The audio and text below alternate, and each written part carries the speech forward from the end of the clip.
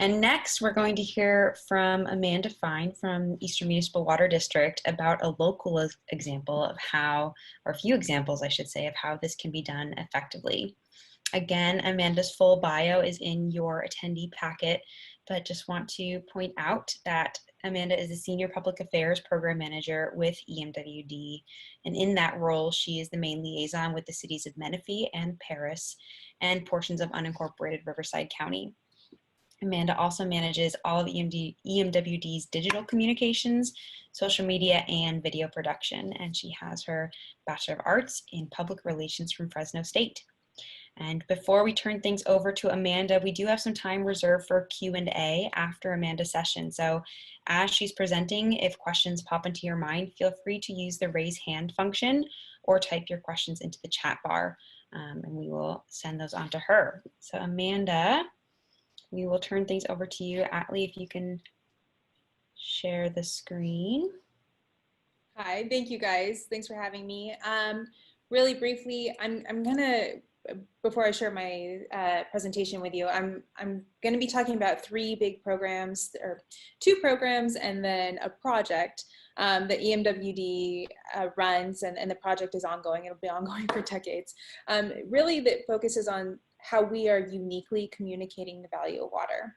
I also want to take a moment, I believe he's on the call, to recognize President Ron Sullivan. He is the president of our board of directors, and he was really integral in several, if not all, of these programs. So I'm going to go ahead and start sharing my screen here.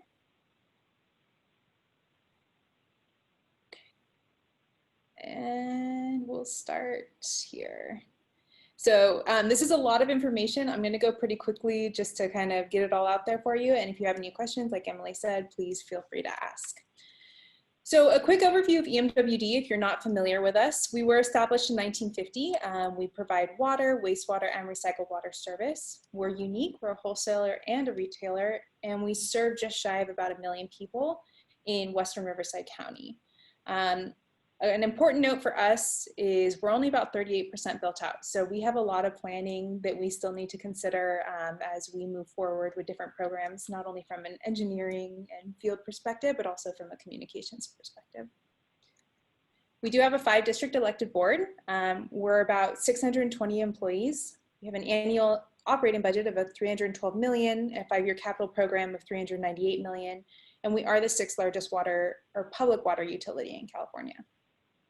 I do want to point out, I mentioned Director Sullivan. He is a past commissioner with SAPA and now an alternate commissioner with SAPA. And then Director David Slauson, who represents the Moreno Valley area, is now a commissioner with SAPA. As Emily pointed out, we are one of the member agents or members of SAPA.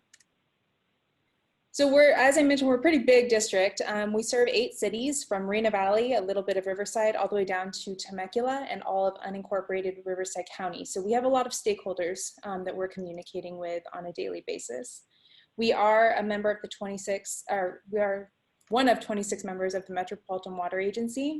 If you're ever looking for trivia and people are asked, how did Eastern get its name?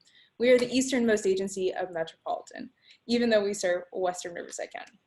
Our EMWD representative is Randy Record, and he's the past chairman of Metropolitan. Quick look at our services. I'm not really going to get into it. About 153,000 water accounts and 246,000 wastewater accounts. The reason that number is bigger is because we only provide sewer service in the city of Temecula, and we partner very closely with Rancho California Water District, who provides the water service there. Recycled water is very big for us. We're very proud of it. We have one of the largest recycled water programs in the nation, and we've really grown that over the last couple of decades. Some of our main accounts are ag, irrigation, municipalities, and industrial use. So if you ever buy local produce that was grown out in the Hemet-San Jacinto area, chances are it was grown using our recycled water.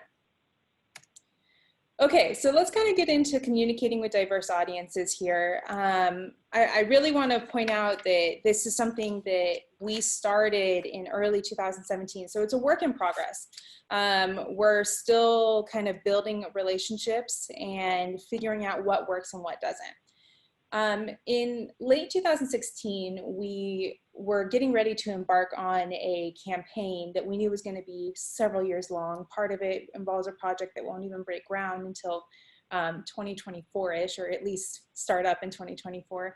But we wanted to start laying the groundwork. And as we looked at our service area and really started identifying stakeholders and residents and who made up our service area, we realized that about 60% of our residents are Latin, have some sort of background from South America, or maybe they are bilingual and they speak Spanish and English. And we kind of looked at our communication program and thought, are we serving their needs?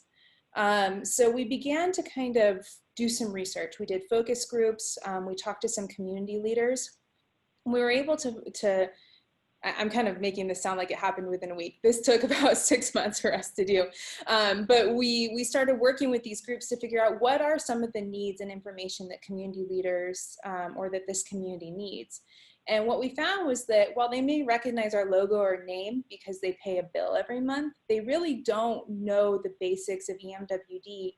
And there's a general lack of trust of tap water, whether that's something they experience personally, or they heard from family, or it's something that, you know, they just have never done. They'll go buy bottled water, they'll fill up, you know, jugs of water outside the store.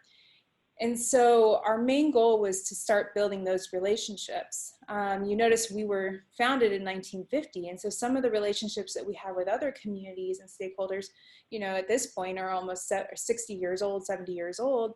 And so Rome wasn't built in a day. And so we started to really take a look and what are the nonprofits out there? What are some of the community organizations that serve this particular demographic? What about education programs or education groups that are out there?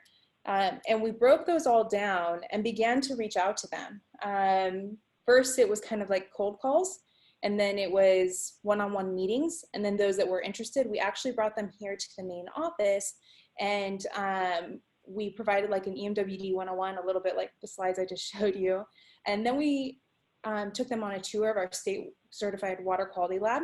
A lot of people don't understand what goes in to making sure your water meets or exceeds all state and federal regulations. And so they got to go in, put on the goggles, and see exactly what we're doing, how many tests we do a year, how many tests we're doing a day. And then from there, we went into our integrated operations center.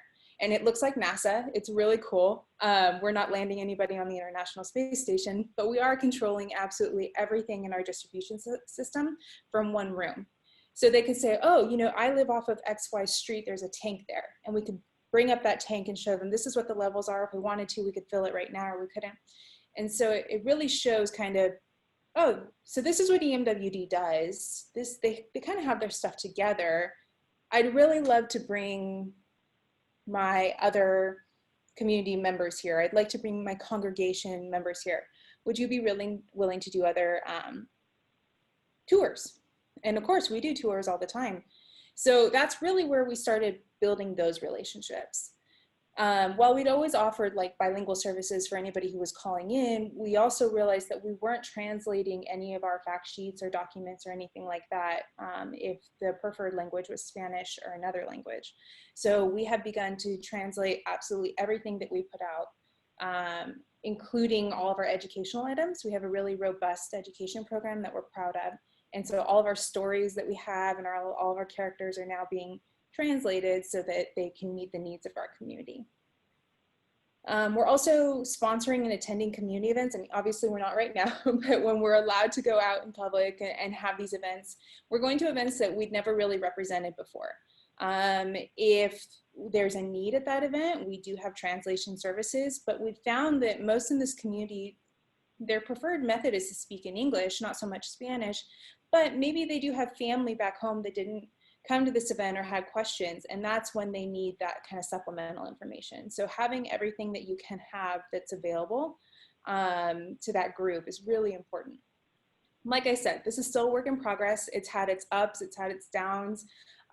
We've had, you know, little roadblocks here and there, but we're really trying to focus in and gain the same relationship with these community groups and with these stakeholders that we may already have with some of the stakeholders that we've been working with since we began. You've heard a lot about partnerships. I want to kind of talk about some of the community programs that have required a lot of partnership with our local cities and our school districts. One of those is our water bottle filling station program. It's very popular. The program launched in 2013. And really what it was kind of started off to be was a way to engage with our community while also promoting tap water. We have a campaign that's called Tap Into Reliability, Value, and Quality. And so we started working with school districts first, and as of this year, we've installed at least one, some two, some three, fill station in every school in our service area that was partnering with us. And so we serve about 50,000 students in 11 school districts, including private schools. So we're very proud of that. We also then started branching out to parks, community centers, senior centers, libraries, and we're still kind of working with some of our cities to install it, but it's got like the water, the spigot there if you want to drink out of the fountain, or it also promotes reusable water bottles that you can see right there, the principal and student with their EMWD reusable water bottles. It's an immensely, as I mentioned, immensely popular program. We're very proud of it, and it allows that partnership with our cities and school districts and even the county and parks districts to really flourish, because we're going in there, we're kind of, we provide the unit, we'll install the unit if they want us to, and we're working with them to promote this message. From a branding and communication standpoint, you'll notice in all the pictures that there's a sign above each and every one of them that communicates all of our usual tap water language. Your water's safe to drink. We're testing it every day. You guys are okay to do this, and people don't even think about it. They just go and fill it up, and they're not questioning, is your tap water safe to drink? In addition to having those units installed, we also have our mobile water bottle fill station, and this goes with us to events. If we happen to be booked, like double booked that weekend, and one staff is in the city of Menifee and some staff is in Moreno Valley, if I'm in Menifee, people are going, where's the water bottle fill station? Well, sorry, Moreno Valley got it before we did. It's become really a point of interest for people. They recognize it, they know exactly what it is, and as they're standing there filling up their water, it's a chance for us to communicate with people and really kind of give those key points. So once again, it's a partnership. We're partnering with events. We do hook up to the spigot right there at the event. It goes through a cooler, especially on a hot day. It's one of the busiest booths that we can have, and it's much more engaging than just kind of, not to knock like handing out pens or flyers or something like that, but it's a much more engaging exhibit to have, and it promotes what we're doing on a daily basis.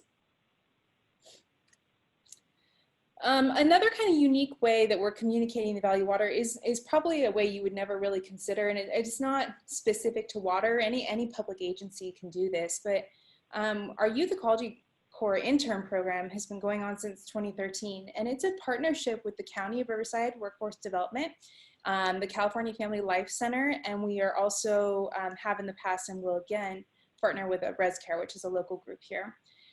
We see about 3 cohorts of interns a year. They work about 20 hours a week, and we pay them to be here, and it really gives students or young adults who don't have any work experience a chance to really get their feet wet in an office, learn. Maybe they've only ever worked on Word or PowerPoint, but never Excel. Maybe they've never considered a career in water or what's available for them in government. And so we offer them a chance to kind of experience that. In addition to work experience, we also host several events throughout their time with us, whether it's how to write a resume, building a portfolio of work, understanding what we're doing here, EMWD 101, what is water. ACWA, if you're familiar with the Association of California Water Industries, they did a big thing a couple years ago created a campaign basically called the Silver Tsunami. And what it was to point out that a good chunk of California's water industry is getting ready to retire, excuse me. And so that kind of puts the onus on water districts to start building relationships and putting interests out there for students and people that may not have considered working in water or government to kind of start considering that. And not everything requires a degree. For some people, schooling is where they want to go. For others, it's not. And so this is a great chance for us to reach an audience and partner with our county and other community groups that we don't often get to partner with, or we wouldn't otherwise kind of have much of a connection with. As you can see there on the bottom, we've had 27 interns return for a second term. 9 have returned as temporary employees, and we're really proud that we've had 2 actually be hired on as full-time, one of them in our lab. So community communication. We've got about 2 minutes. Just want to. Oh, okay. So this is a big one. There's a lot of information on it, but I will work through this very quickly. Community communications, the Quail Valley Sewer Project. This is a very large project. It's a construction project. And I kind of want to make a note now, if your community is not, or if your agency or your city is not doing construction communications, you need to start doing it now. It is probably the single most visible thing you do when you're out in the public. How often do you drive by cones or some sort of work happening in the roadway and you wonder, what are they doing now? Or there's tons of misinformation out there. Control that misinformation now, or whatever's being said on Nextdoor or Facebook, and get involved in construction communications. So Quail Valley, just to give you an overview, this is where it's located in our service area. It's the westernmost part of Menifee, right there next to Canyon Lake, near Lake Elsinore. Quail Valley historically was a vacation spot. It was where folks went and camped. There was a lake, and there really wasn't meant to be any kind of permanent lodging there. And so when folks did start to permanently settle in Quail Valley, there was a water line or water lines there, but there was no sewer system. So a ton of septic systems went in. And it's an area that really shouldn't have septic systems. Even if a septic system is maintained and it isn't failing, it's about this much of dirt and then solid bedrock. So things don't perk well. And our goal in this area really came about, or our role came about in about 2005. And this is a block of text. I'm not going to make you look at it all. I'm just going to kind of give you a quick overview. In 2004 and 2005, there was a very wet winter, and all of that rain caused septic systems that were already having issues, all that effluent to kind of rise to the top and run down the street. That's a public health issue, and this is a community that didn't already always have the mechanisms they needed in order to solve septic issues. So in 2006, the County of Riverside put down a septic system or septic tank prohibition, and the Regional Water Quality Control Board imposed that prohibition, meaning no new septic systems in Quail Valley until sewer comes in. And they identified 2 areas that must receive sewer before they lift that, and those were 9 and 4. So since then, we have been working extremely hard on funding for this project, and I could do 2 hours just on funding because our funding group is amazing. But if you work for a public agency, you understand how difficult funding for a project like this is to obtain, especially when you're putting in sewer. So this is a quick look of what happens when septic effluent does not percolate. And it had not rained in this area for at least 2 weeks. But that just gives you an idea. So Quail Valley Subarea 9 Phase 1. I have to say that a ton of work was put in on this project before I came on from a communication standpoint. Director Sullivan is an absolute advocate for this area. He has worked tirelessly. He goes to every event, answers every question, is always available for this community. And that's really where that trust begins. This is a very in-your-face kind of, we're tearing up your yard project. And so it required a lot of communication efforts and trust. And that's how we really came to partner with the community groups in this area, the Quail Valley Environmental Coalition and also the Quail Valley Community Group, because we needed those leaders' buy-in and their trust of us and understanding of what the project was in order to get the participation and to have the success that we did in this program. So I'm not going to get into this. It's really just to show you kind of how in your face this project is. We are abandoning septic systems and connecting them to a new sewer line. There was no sewer in at least this phase. And so you're communicating with over 158 people on what's going to happen. And guess what? We are going to go into your yard and tear it up. And we're going to be really mindful of the fact that, you know, 5 years ago, you laid concrete and your kids put their hands in it, and your dog that's passed away, his paws were there. You get to know these individuals. And the only reason you do that is by doing traditional communication tactics. And that's going door to door. You know, Bobby, Ryan Guilfoy's German Shepherd, you know, he comes and greets you every day. So these are just kind of images, you know, of the intensity of this project in this neighborhood.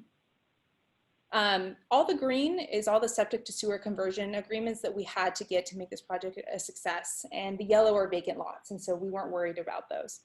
And we were able to get every single person to participate in this project. And that, once again, is just by partnering with your local community, going out there and doing traditional PR, door-to-door tactics, and getting to know them. We go to every single community event that's out there. They know us, they know our talking points, they know that we're being honest, and we're consistent in everything that we say. When it came to being convenient with that community group, instead of having them come down to our main office, we went to them. We hosted events with the community group. We had notaries there for these projects. We did door hangers, phone calls, written correspondence, and then we did some Facebook Live and next door messaging.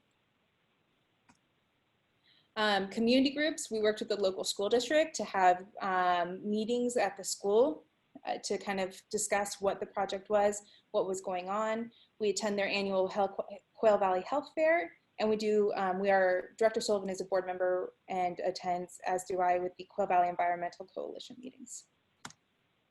So I rushed through that, and I'm still over, but if you guys have any questions about anything, feel free to contact me. If you have questions regarding the water bottle fill station, I put Alan Freitag, he's a public affairs specialist here at EMWD.